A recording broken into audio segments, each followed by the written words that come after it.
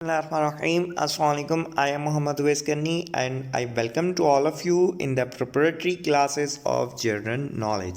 And today our class is and our topic is mapping of the Europe.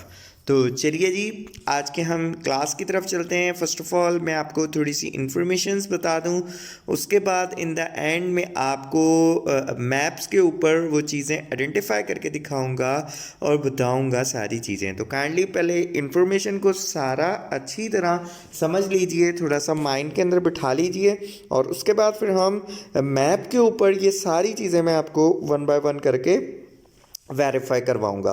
तो जी, Europe is a continent located entirely on in the northern hemisphere and mostly in the eastern hemisphere.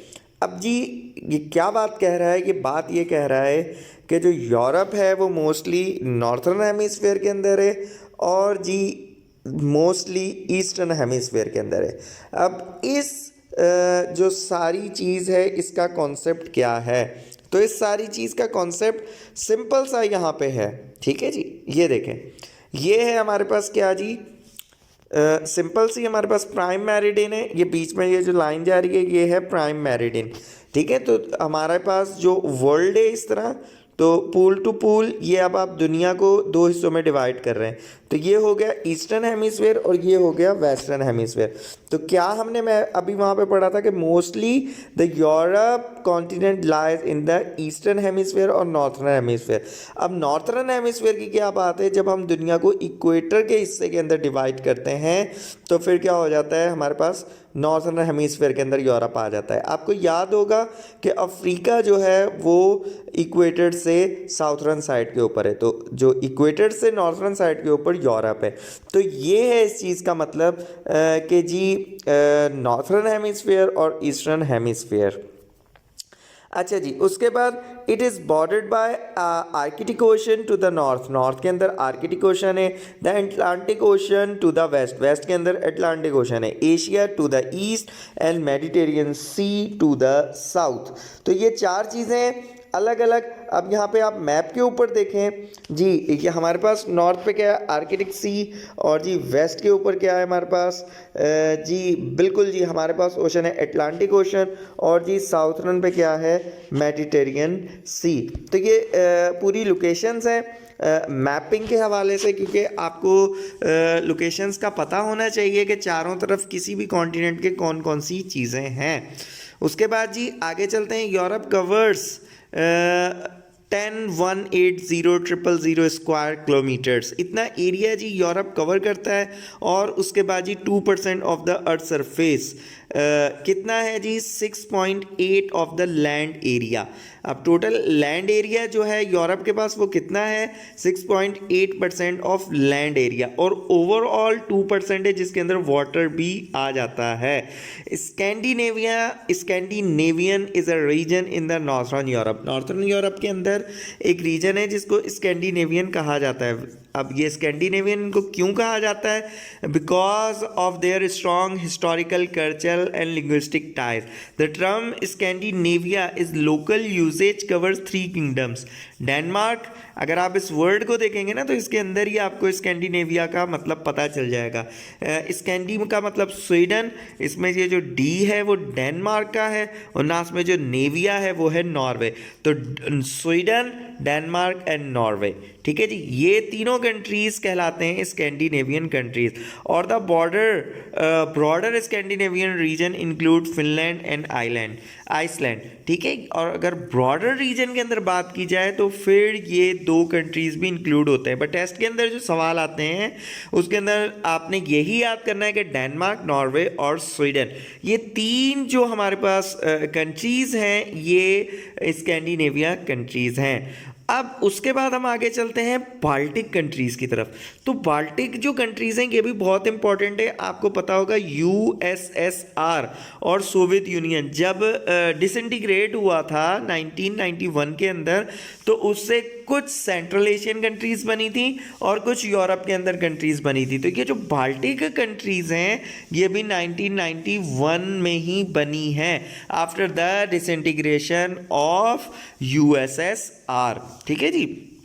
अब इसे इन्हें Baltic countries क्यों कहा जाता है? Because जो बाल्टिक सी है वो इसके बिल्कुल करीब है। जो इनकी कोस्ट लाइन है वो बाल्टिक सी के साथ शेयर होती है। मैं आपको अभी आगे मैप के अंदर भी दिखाता हूँ। ठीक है जी। तो ये 3 कंट्रीज़ कौन से हैं जी? इस्तोनिया, लैटविया और लिथुआनिया। ये 3 कंट्रीज़ हैं जिन्हें हम बाल्टिक कंट्रीज़ कहते हैं। ये देखें जी, ये हैं 3 बाल्टिक कंट्रीज, ये इस्तोनिया, लाटविया और लिथुआनिया। अब ये कौन सा सी है? ये है जी बाल्टिक सी। दैट्स वाई हम इन तीनों को बाल्टिक कंट्रीज कहते हैं। और ये देखें साइड पे क्या है, इसके ईस्टर्न साइड के ऊपर रशिया है। अब आपको ये बात बता दूं कि इनके कैपिटल्स आप काइंडली याद रखें, क्योंकि टेस्ट के अंदर इनके कैपिटल्स लाजमी तौर पे पूछे जाते हैं। तो इस्तोनिया का कैपिटल है तालिन, उसके बाद लाटविया का कैपिटल है रिगा और लिथुआनिया का कैपिटल है विल्नियस। तो ये तीनों कैपिटल्स मोस्ट इंपॉर्टेंट है, आपको ये याद होने चाहिए। टेस्टों के अंदर तकरीबन जो है बाल्टिक कंट्रीज से कोई ना कोई सवाल पूछा जाता है। अब आगे चलते हैं स्कैंडिनेविया और बाल्टिक कंट्रीज़ के बाद हम चलते हैं what is the difference between UK and the great Britain. What is the difference between these two words? अब इन दोनों वर्ड्स के अंदर डिफरेंस क्या है? तो आपने लास्ट टाइम जो है क्रिकेट वर्ल्ड कप देखा होगा, जो कहाँ हुआ था जी? हमारे पास इंग्लैंड एंड वेल्स में हुआ था। ठीक है, कहाँ पे हुआ था? England and Wales. तो वहाँ पे क्या बात हो रही थी? अब वो कहाँ पे हुआ था? वो ग्रेट ब्रिटेन में हुआ था या हमारे पास यूके में हुआ था?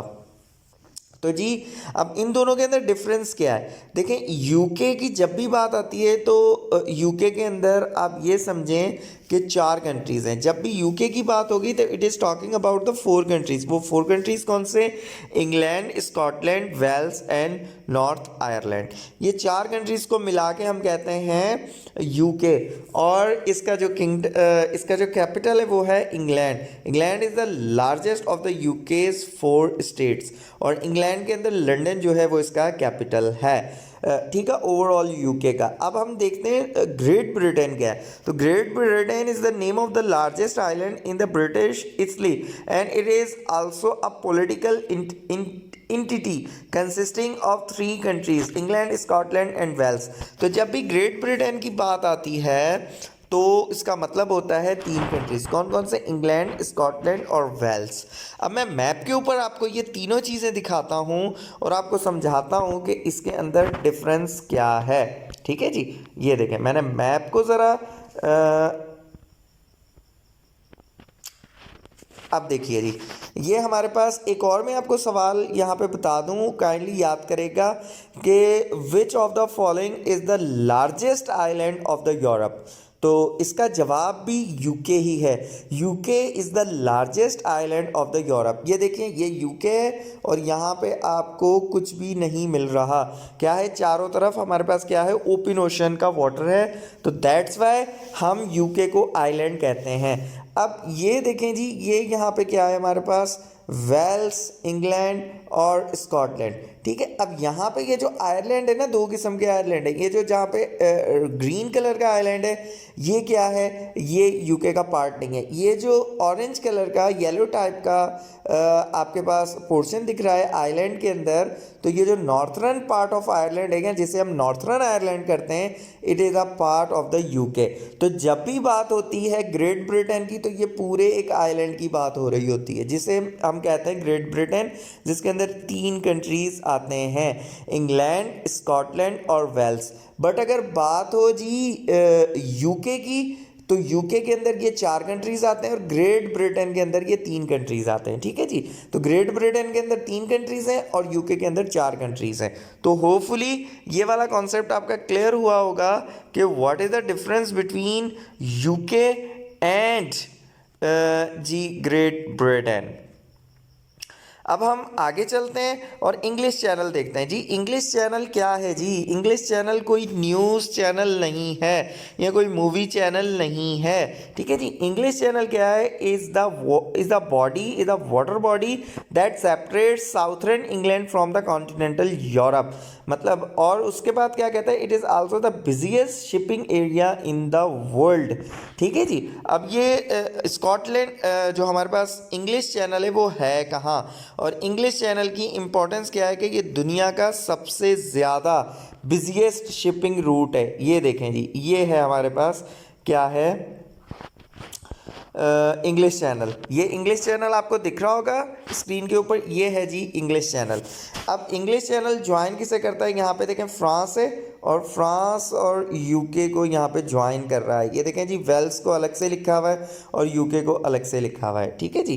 तो अब ये देखा है जी आपने, ये है English channel. English channel is a water body और ये किसे ज्वाइन करता है जी? यूके और फ्रांस को। काफ़ी दफ़ा टेस्ट में ये भी सवाल आता है कि English Channel is situated between which two countries, तो यूके एंड फ्रांस। और एक और आपको बात बता दूं कि जो हमारे पास यूरोप है, तो which of the largest country of the Europe area wise, तो यूरोप के अंदर एरिया वाइज लार्जेस्ट कंट्री कौन सा है? It is France.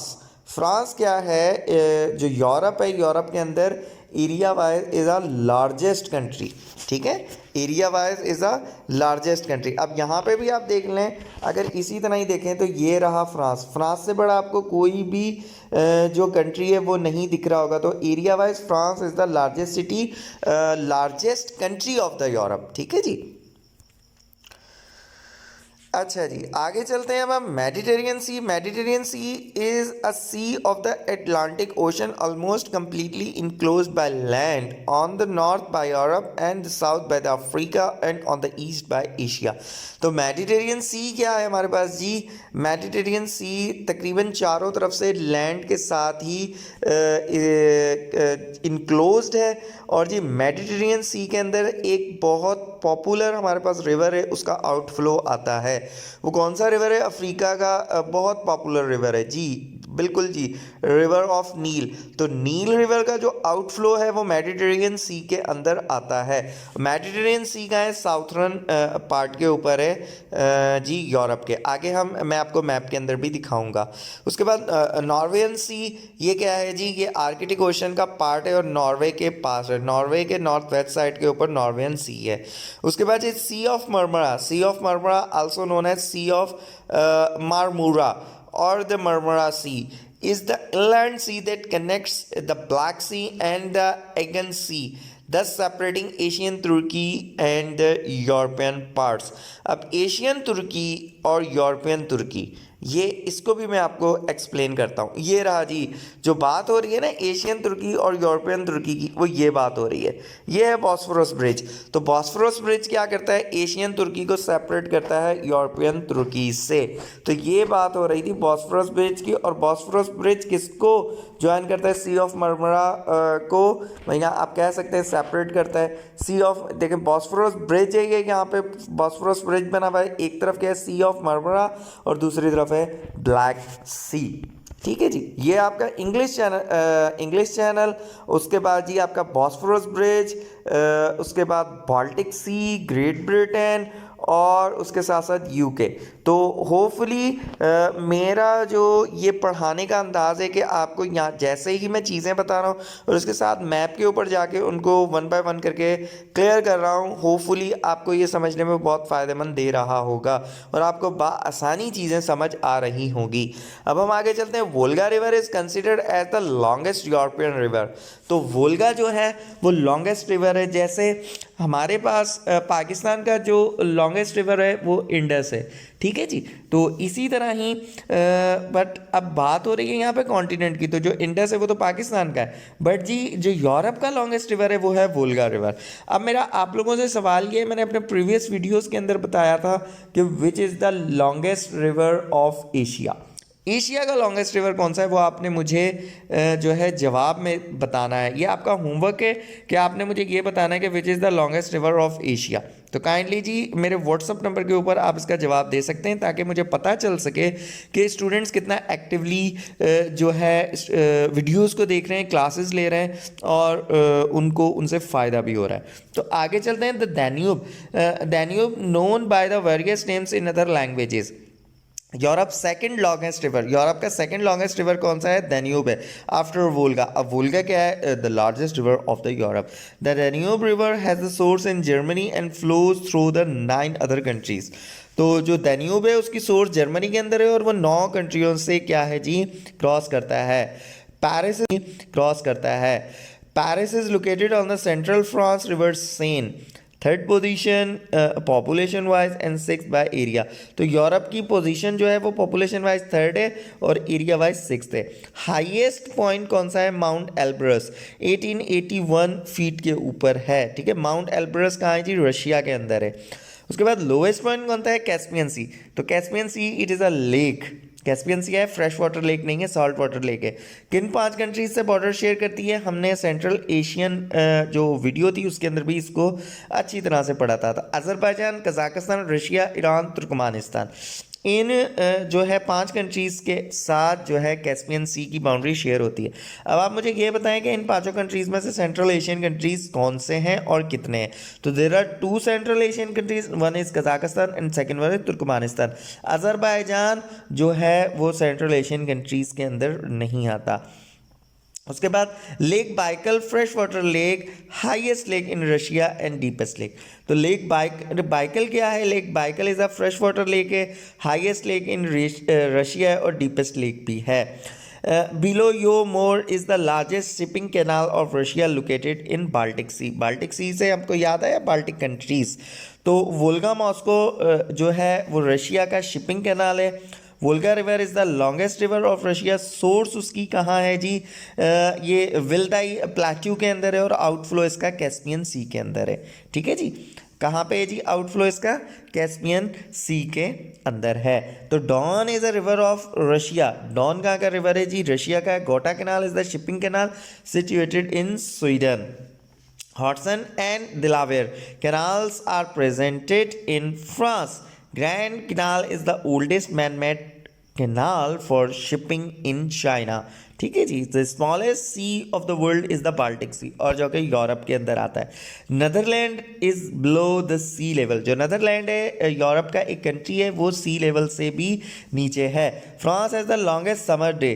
फ्रांस का क्या है जी? लॉन्गेस्ट समर डे होता है। और कैपिटल ऑफ आइसलैंड इज, ये बड़ा जी बहुत अजीबो गरीब सा इसका प्रोनाउंसिएशन बनता है, रेकजाविक, इस तरह करके जो भी इसका करेक्ट प्रोनाउंसिएशन है आप इसको देख सकते हैं। इधर क्या है? लॉन्गेस्ट डे होता है। ठीक है जी, तो लॉन्गेस्ट समर डे और लॉन्गेस्ट डे कहाँ होता है? उसके बाद जी ये कुछ रिवर्स हैं जो कहाँ पे सिचुएट करते हैं, जिसके ऊपर कुछ फेमस हमारे सिटीज़ हैं यूरोप के, वो सिचुएट करते हैं। तो वो आपको रिवर्स लाजमी तौर पे याद होने चाहिए। बुदापेस्ट किस रिवर के ऊपर है? रिवर डैन्यूब के ऊपर है। पेरिस किस रिवर के ऊपर है? साइन के ऊपर है। लंदन किस रिवर के ऊपर? River Thames. Rome river Rhine. और Greenwich mean time was established in 1884। ठीक है, अब ग्रीनविच मीन टाइम को मैं आपको क्लियर करना चाहता हूँ और इसके लिए मैंने अलग से ही एक पिक्चर रखी हुई है आप लोगों के लिए ग्रीनविच मीन टाइम की। तो ये जो आप देख रहे हैं ना, ये जो लाइन आ रही है, असल में यही ग्रीनविच मीन टाइम है। क्या है जी? Greenwich mean time. ये ईस्टर्न हेमिस्फेयर है, ये हमारे पास वेस्टर्न हेमिस्फेयर है। तो ग्रीनविच मीन टाइम क्या है? दुनिया के अंदर जो वर्ल्ड टाइम का स्टैंडर्ड है वो ग्रीनविच मीन टाइम के ऊपर है। इस तरफ जी आवर्स प्लस में जाते हैं और इस तरफ माइनस में जाते हैं। तो दुनिया के अंदर टोटल 24 टाइम जोन्स हैं। टोटल दुनिया के अंदर 24 तरह का वक्त है। टोटल 24 टाइम जोन्स हैं और ये ग्रीनविच मीन टाइम है कहाँ? लंदन के अंदर है। एक वर्ल्ड क्लॉक है जिसके ऊपर ही दुनिया का पूरा टाइम चलता है। ठीक है जी। उसके बाद ब्लैक फॉरेस्ट क्या है? Black forest is the name of the mountain in Germany. तो जो ब्लैक फॉरेस्ट है वो जी जर्मनी का एक माउंटेन है जिससे हम कहते हैं ब्लैक फॉरेस्ट। तो टेंशन नहीं लेनी, इसको ये नहीं समझना कि ये फॉरेस्ट है। अब हम वॉर और रेवोल्यूशन यूरोप की पढ़ लेते हैं क्योंकि अक्सर टेस्टों के अंदर इसके हवाले से भी सवाल आता है। तो फ्रेंच रेवोल्यूशन आई थी 1789 के अंदर। उसके बाद वॉर ऑफ रोजेस क्या है, सिविल वॉर है, ठीक है जी, किसकी, इंग्लैंड की। ये 1455 से 1485 तक रही थी। उसके बाद 100 year of Wars was fought between France and England. ये कंटिन्यूसली लड़ी नहीं गई थी, डिफरेंट जंग्स थी एक मसले के ऊपर और वही मसला हल नहीं हो रहा था और डिफरेंट टाइम पीरियड्स के बाद वो जंगें लगती नहीं थी और ये दोनों जो कंट्रीज़ हैं वो लड़ते रहे थे, तो इस वजह से इसको 100 ईयर्स ऑफ वॉर कहा जाता है। टेस्टों में अक्सर ये सवाल आता है कि 100 years of war was fought between which two countries, तो इंग्लैंड एंड फ्रांस, ठीक है। सेपरेट किससे होती हैं, इंग्लिश चैनल से। याद आ रहा है दिमाग में, इंग्लिश चैनल क्या करता है, सेपरेट करता है। और वो जो है बिजिएस्ट शिपिंग हमारे पास क्या है, रूट ऑफ द वर्ल्ड। उसके बाद 7 years war between England and Croatia के अंदर हुई है। Battle of Waterloo was fought between French and Britain as well as UK. World War 1 और वर्ल्ड वॉर 2 का जो सेंट्रल पॉइंट था वो यूरोप रहा है, ठीक है जी। तो यूरोप के अंदर वर्ल्ड वॉर 1 हुई थी 1914 से 1918 तक, ठीक है। उसके बाद वर्ल्ड वॉर 2 शुरू हुई 139 से 1945 तक। तो ये दोनों वर्ल्ड वॉर्स हुई हैं, कहाँ पे मेजर लड़ी गई हैं, ये लड़ी ही यूरोप के अंदर गई हैं। तो यहाँ पे जी जीता कौन था World War 1, Belgium Britain and defeated Austria Hungary Bulgaria Germany and Ottoman Empire. World War 2 जीता कौन था जी, ऑस्ट्रिया कनाडा चाइना फ्रांस और यूएस। इनका एक अलग से अलायंस बना हुआ था, तो ये लोग जीते थे वर्ल्ड वॉर 2। वर्ल्ड वॉर 2 का आपको पता होगा जी, Hitler was the most famous और the charismatic personality in the World War II for the people of the Germany। सिर्फ जर्मनी लोगों के लिए वो charismatic personality थी जिसके पीछे अट्रैक्ट होके लोगों ने बहुत जो है कत्लो गारत की और इन द एंड जी क्या हुआ जी, जर्मनी को जो है बहुत ज़िल्लत का सामना करना पड़ा वर्ल्ड वॉर 1 के बाद और उसी की वजह से फिर वर्ल्ड वॉर 2 हुई और वर्ल्ड वॉर 2 के बाद भी जो जर्मनी है वो डिवाइड हो गया था। फिर 1990 के अंदर जाके जर्मनी यूनिफिकेशन हुई है, तो जर्मनी को बहुत जो है इसका जो है आप कह सकते हैं बदला देना पड़ा है, बहुत नुकसान उठाना पड़ा है। अब हम फेमस एयरलाइंस पढ़ते हैं जो ख़ास तौर पे यूरोप से बिलोंग करती है। एलिटालिया जो इटली की है, उसके बाद ब्रिटिश एयरवेज यूके की है, KLM नीदरलैंड, अक्सर टेस्ट में सवाल आता है। उसके बाद लुफ्थहांसा जर्मनी की है। Bond street is situated in England, famous for jewellery and clothing. 10 Downing street is the official residence of the prime minister of England. News agencies देख लेते हैं। AFP is the oldest agency of the world. Oldest news agency of the world कौन सी है, AFP। AGI उसके बाद है आंसा, Italy से belong करती है। एनातोलिया तुर्की। इंटरफैक्स अक्सर टेस्टों के सवाल आता है और इताटास, ये दोनों जो है सवाल आते हैं उसके साथ साथ रूटर्स। तो आपने याद कौन सी करनी है, AFP याद हो आपको, रूटर्स याद हो, इतारतास याद हो और इंटरफैक्स याद हो। ये जो एजेंसीज़ हैं ये अक्सर टेस्टों के अंदर आती हैं। अब ज़रा मैप को और हम अच्छी तरह देख लें और मैं आपको ज़रा चीज़ें और अच्छी तरह से डिफ़ाइन कर दूँ। अब आपने एक चीज़ देखे होंगे कि ये देखें इटली है। अब इटली का जो मैप है वो क्या है, लॉन्ग शू की तरह है। अक्सर ये सवाल टेस्टों के अंदर आता है, ठीक है जी, क्या है, लॉन्ग शू की तरह है। अभी रिसेंटली एक स्टेट बना है, कौन सा है जी, गिब्राल्टर जो है अभी एक लार्जेस्ट स्टेट बना है जिसकी फॉरेन पॉलिसी और डिफेंस जो है वो ब्रिटेन के पास है, बट ये आज़ाद हो चुका है और इधर बहुत सारी चीज़ें मिल चुकी हैं। तो ये क्या है, अब जो है आप कह सकते हैं कि अफ्रीका से कांटेक्ट करने का जो ये गिब्राल्टर जो है अब वाहिद ज़रिया है। पहले स्पेन था, अब स्पेन के साथ ही गिब्राल्टर ने अब आज़ादी हासिल की है और ये new democratic country of the Europe है, बल्कि ऑफ द वर्ल्ड है। उसके बाद ये देखें ब्लैक सी है, ये तुर्की है हमारे पास, यहाँ पे हमारा क्या है, बॉस्फोरस ब्रिज है। उसके बाद ग्रीस है, एथेंस, ठीक है, बुल्गारिया है, रोमानिया है, यूक्रेन है। यूक्रेन की जो हमारे पास रशिया है उसके साथ बहुत टसल रहती है। बेलारूस है। ये हमारे पास तीनों क्या है जी, हमारे पास बाल्टिक कंट्रीज़ हैं। फिनलैंड है। उसके बाद हमारे पास स्वीडन है, नॉर्वे। तो स्वीडन, नॉर्वे, डेनमार्क, ये हमारे पास कौन से कंट्रीज़ हैं? स्कैंडिनेविया। और ये देखें जी, आपको दिख रहा होगा यहाँ से कि जी ये हमारे पास क्या है? आइलैंड है। यूनाइटेड स्टेट्स क्या है? Largest island. और ये जो हमारे पास आयरलैंड है, आयरलैंड भी एक आइलैंड है, और बट ये लार्जेस्ट आइलैंड नहीं है। इसी तरह पुर्तगाल का कैपिटल लिस्बन, स्पेन मैड्रिड है। और फ्रांस को आप एरिया वाइज देख लें, सबसे बड़ा क्या है? कंट्री है। उसके साथ साथ जर्मनी, जो कि मोस्टली वर्ल्ड वॉर 1 और वर्ल्ड वॉर 2 के अंदर सेंटर पॉइंट था पूरी जंग का। उसके साथ साथ पोलैंड है। पोलैंड का कैपिटल है वर्सा। और इधर ये बहुत सारे कंट्रीज़ बीच में हैं, जैसे चेक है, चेक का कैपिटल है प्रैग। उसके बाद वियना किसका कैपिटल है? ऑस्ट्रिया का, जिसके अंदर इंटरनेशनल एटॉमिक जो एजेंसी है उसका यहाँ पे हेड क्वार्टर है। और ये बहुत सारे कंट्रीज़ हैं, ये आप देख सकते हैं। तो काइंडली जी, होपफुली आपको ये चीज़ें देख के बहुत कुछ सीखने को मिला होगा। तो ये यूरोप का मैप है, काइंडली इसको देखिए सुकून से। इंशाल्लाह ताला आपने इस वीडियो के अंदर बहुत कुछ सीखने को आपको मिला होगा। अगर फिर भी आपको कोई सवाल है तो आप मेरे व्हाट्सअप नंबर के ऊपर अपना सवाल पूछ सकते हैं। इंशाल्लाह ताला I will answer your all questions. अब फिर नए वीडियो के साथ फिर हम मिलेंगे, और तब तक के लिए अपना ख्याल रखिएगा। खुदा हाफिज़।